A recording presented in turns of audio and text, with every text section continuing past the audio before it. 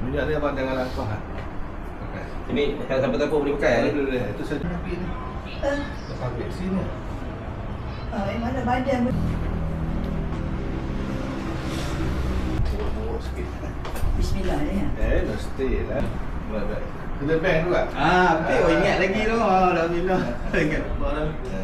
Apa juga perawatan yang berkaitan dengan saraf, tulang, sendi dan sebagainya mesti menggunakan minyak. Minyak apa? Minyak apa-apa pun tak apa, yang penting minyak jangan panas. Dia banyak sangat main game ni. Okey bang, jumpa lagi baik Sulaiman.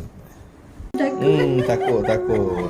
Amin. Kakak lah. Kakak ni. Kakak mana? Okey. Okey, jumpa lagi baik. Mai masuk kau, Mai.